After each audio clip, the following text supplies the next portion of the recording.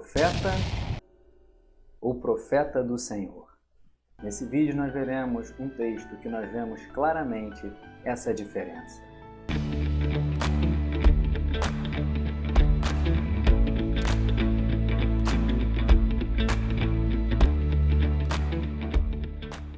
No primeiro livro dos Reis, capítulo 22, o rei Acabe e o rei Josafá se encontram para saber se deveriam ir à guerra, se deveriam lutar contra Ramote Gileade. Interessante que antes de ir para a guerra, Josafá fala para Acabe: consulte primeiro a palavra do Senhor, como diz o capítulo 22, o versículo 5. E o rei Acabe reúne cerca de 400 profetas, e eles falaram: olha, pode ir para a guerra e você terá a vitória. Pode ir para a guerra, que o Senhor vai entregar nas suas mãos o inimigo. Só que no versículo 7, Josafá faz uma pergunta muito interessante. Ele diz: mas Josafá perguntou: não há aqui ainda algum profeta do Senhor para o consultarmos? Olha a diferença para o versículo 6. Acabe reuniu 400 profetas. Falaram: pode ir para a guerra. Mas Josafá agora pergunta: não há um profeta do Senhor?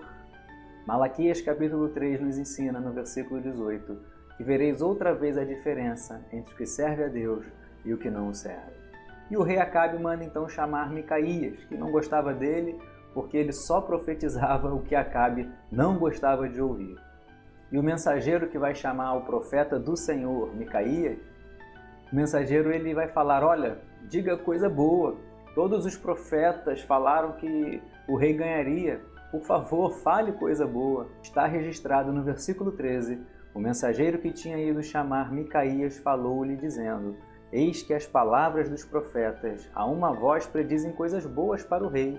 Portanto, que a sua palavra seja como a palavra de um deles. Fale o que é bom. E a partir do versículo 14 nós vemos verdadeiras diferenças entre um profeta e um profeta do Senhor. Versículo 14, Micaías toma um posicionamento. Ele diz: tão certo como vive o Senhor, o que o Senhor me disser, isso falarei.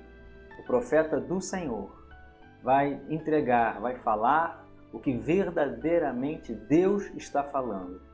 Os outros 400 profetas falaram o que o rei Acabe queria ouvir. Tem dois reis unidos, Acabe com Josafá.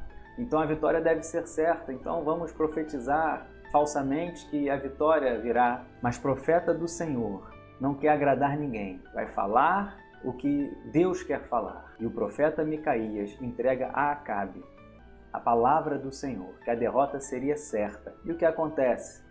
Foi esbofeteado, no versículo 24, por Zedequias. No versículo 27, foi jogado na cadeia.